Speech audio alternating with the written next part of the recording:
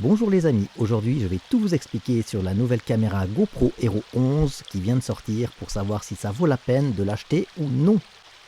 On saluera le petit geste écologique de la part de GoPro qui livre la caméra dans un petit film en papier et non plus en plastique.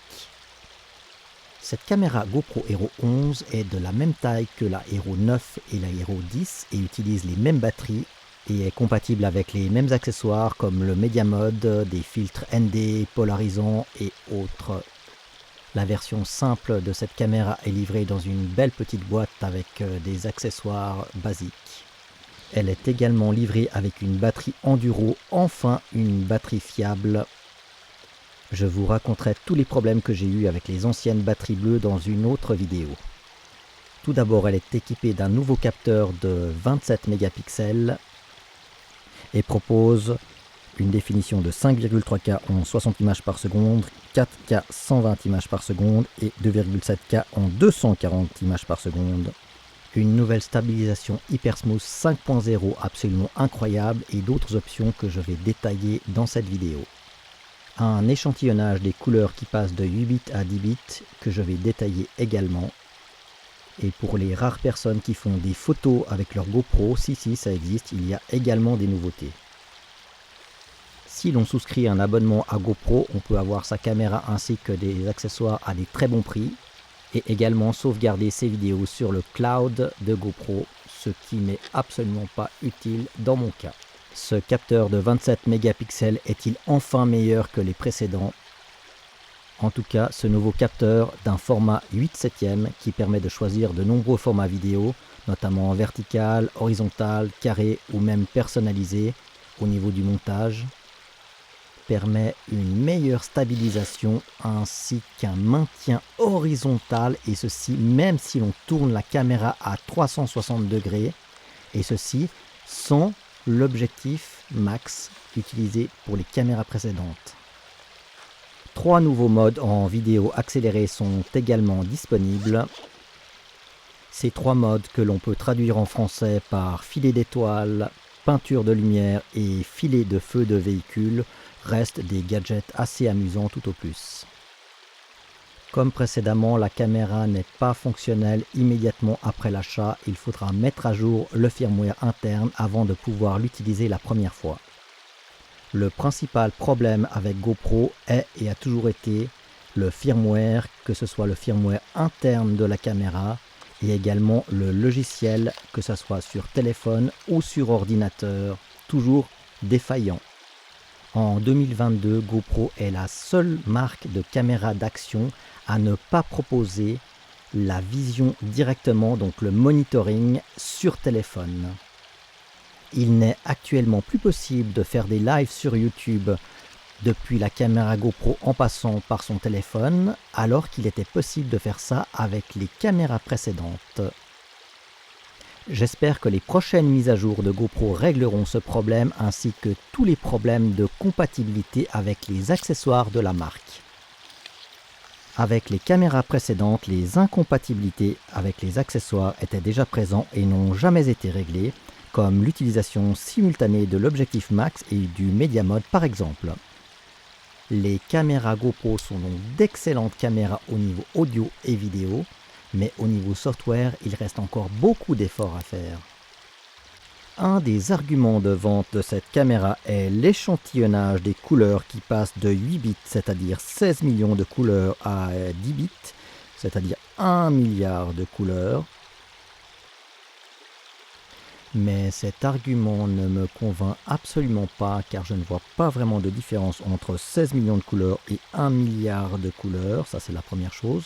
Et deuxièmement, il faudrait que je change tous mes logiciels de montage et peut-être même mon ordinateur pour assurer une pleine compatibilité avec ce nouveau codec vidéo. Autre nouveauté dans les menus de cette caméra, un mode débutant et un mode pro, ce qui permet d'adapter les réglages selon son niveau de maîtrise de la caméra. Une option toujours disponible est la fonction Hide Sight qui permet d'enregistrer en mémoire tampon jusqu'à 30 secondes de vidéo avant même d'appuyer sur le bouton d'enregistrement, ce qui laisse le temps de réaction jusqu'à 30 secondes pour ne louper aucun moment important. La connexion au smartphone est toujours très aléatoire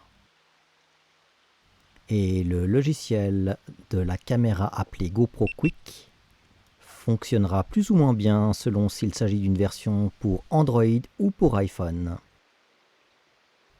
Je suis un grand fan de GoPro et j'ai possédé quasiment tous les modèles de la première version, la Hero Wide, la Hero dite 1, 2, 3, 4, 5, 6, 7, 8, 9, 10, 11, Fusion, Max et les autres modèles également disponibles. Et je dois dire qu'au niveau fiabilité, les GoPro sont vraiment impeccables, même les plus anciens modèles sont toujours absolument fonctionnels. La porte qui sert à accéder à la batterie sur cette GoPro Hero 11 est légèrement bombée et pourrait poser des problèmes d'étanchéité. Il s'agit vraisemblablement d'un problème de fabrication isolé. J'utilise souvent mes caméras GoPro avec la poignée GoPro Volta que je présente dans cette vidéo, qui sert à la fois de poignée, de télécommande, de trépied et de powerbank capable d'alimenter la caméra linéaire et maintien de l'horizon. En mode avec le maintien de l'horizon, on peut tourner la caméra à 360 degrés et l'image reste parfaitement alignée à l'horizontale.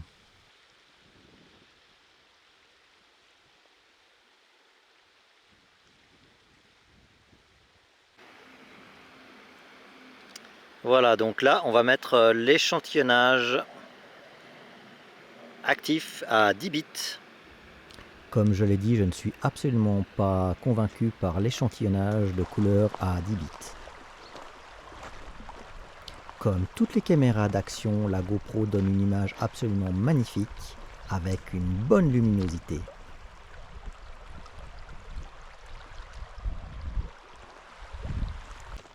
La qualité d'image est telle qu'il est quasiment impossible de savoir si j'ai tourné une séquence avec une caméra GoPro ou ma caméra semi-professionnelle NX80. La GoPro Hero 11 intègre un nouvel angle de vision ultra large appelé HyperView et bien entendu les modes habituels SuperView et linéaire.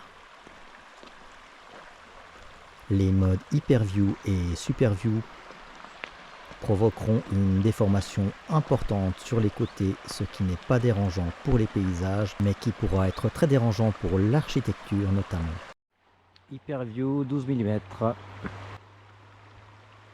Le mode HyperView peut être intéressant lorsqu'on se retrouve dans un endroit exigu et que l'on souhaite montrer beaucoup de choses, mais je l'utilise extrêmement rarement à l'extérieur. Le mode HyperView peut être utilisé lors de sport, notamment pour une plus grande immersion, mais il ne faudra pas en abuser. J'utilise parfois aussi le mode SuperView, mais la plupart du temps, je me contente du mode linéaire qui est parfait pour mes besoins. SuperView 16 mm.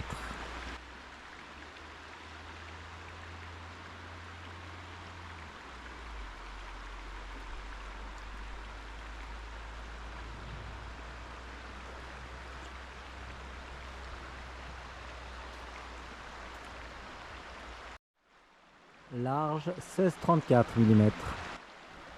La société GoPro est très maligne puisqu'elle propose de grosses réductions sur les caméras et les accessoires en commandant directement via leur site web, à condition que l'on souscrive à un abonnement annuel, ce qui permet à GoPro d'empocher la marge destinée habituellement aux distributeurs ou aux magasins, mais vous fait profiter d'une remise exceptionnelle, d'un remplacement de votre caméra sans discuter en cas de casse et d'un transfert illimité de vos vidéos sur le cloud de GoPro. Voilà, je suis passé de couleur éclatante à couleur naturelle. Il existe deux réglages principaux de couleurs sur les caméras GoPro, soit les couleurs éclatantes, légèrement saturées, propres à GoPro, et également les couleurs naturelles pour un ton beaucoup plus proche de la réalité. On pourra utiliser l'un ou l'autre de ces réglages selon ses goûts pour éviter, lors du montage, des réglages colorimétriques pas toujours facile pour les débutants. La surchauffe, appelée en anglais overheat, est le défaut principal de ces caméras d'action en raison de leur petite taille. En fait, le problème de surchauffe est beaucoup plus complexe qu'il n'y paraît et dépend notamment de l'airflow, c'est-à-dire du courant d'air sur la caméra qui permet de refroidir cette caméra. Et concernant la surchauffe, la GoPro 11 n'est pas meilleure que les modèles précédents. Alors au niveau thermique, c'est toujours la catastrophe vu qu'on voit à peine avec quelques minutes d'utilisation en 4K 60 images par seconde, on est déjà à 45,8 degrés, donc vraiment pas bon. Et encore là, je suis même pas en enregistrement. Je vous donnerai des conseils spécifiques destinés à éviter la surchauffe dans une vidéo ultérieurement. J'ai également testé la dernière caméra Osmo Action 3 au niveau de la surchauffe. Alors l'Osmo Action est à 37-40 degrés maximum et la GoPro vient de s'éteindre après une surchauffe. Une vidéo complète sur l'Osmo Action 3 sera très prochainement disponible. Comme tous les produits que je présente sur ma chaîne, je ne suis sponsorisé par aucune marque et j'ai acheté les produits avec mon argent, ce qui me permet d'être indépendant, sincère et honnête. Pour moi, les avantages d'une GoPro sont les suivants. Une caméra minuscule qui tient dans la poche et d'une qualité de son et d'image exceptionnelle à emporter partout. Étanche, très résistante aux chocs et aux vibrations et très facile à utiliser. Les points négatifs, une caméra peu fiable avec des bugs lors de l'utilisation, surchauffe avec arrêt de celle-ci, une application que ce soit sur téléphone ou fonctionnement aléatoire, et pas de possibilité de monitoring sur le smartphone. Voici maintenant un test en faibles conditions de luminosité comparative entre la GoPro Hero 11 et la GoPro Hero 10.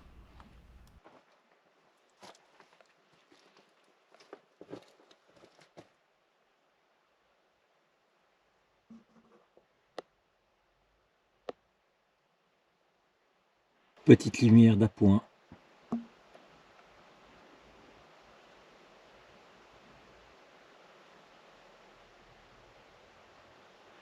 Donc en haut sur la GoPro 10, ça me semble plus lumineux sur l'écran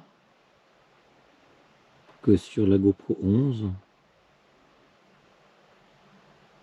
Au niveau du bruit, en bas à gauche, je vois plus de bruit sur la GoPro 11. Ça sera à vérifier.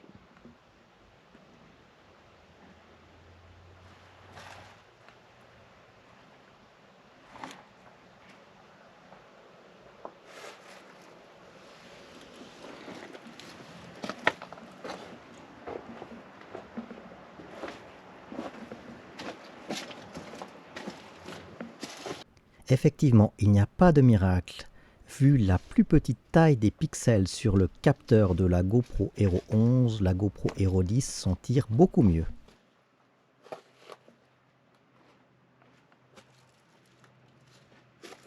Lors de mes explorations, je suis quasiment toujours confronté à l'extinction de ma caméra GoPro au bout de 15 minutes au maximum, dès que la température est un petit peu élevée. Mais ce problème qui me paraissait insurmontable et qui m'obligeait à utiliser deux caméras GoPro en alternance en attendant le refroidissement de la caméra en surchauffe pourrait bien avoir une solution que je vais vous dévoiler dans une prochaine vidéo spéciale. Alors pour ne pas risquer de manquer mes prochaines vidéos, n'hésitez pas à vous abonner. N'hésitez pas à laisser un petit like si vous avez aimé cette vidéo. Si vous avez des questions ou des remarques, n'hésitez pas également à laisser un petit commentaire.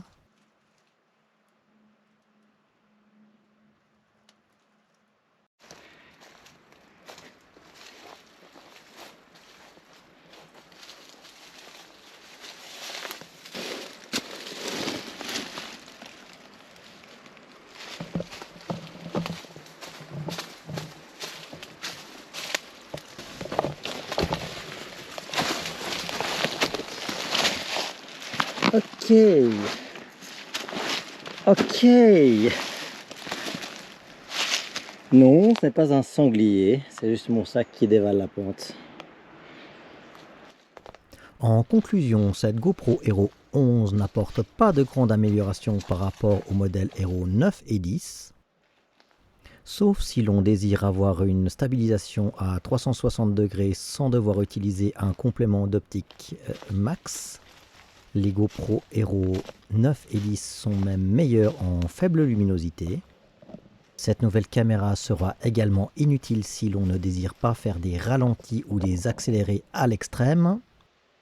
Sinon, pour se lancer sur YouTube ou sur d'autres réseaux sociaux, c'est une excellente première caméra. Mais il faudra une lumière suffisante pour obtenir des vidéos de bonne qualité.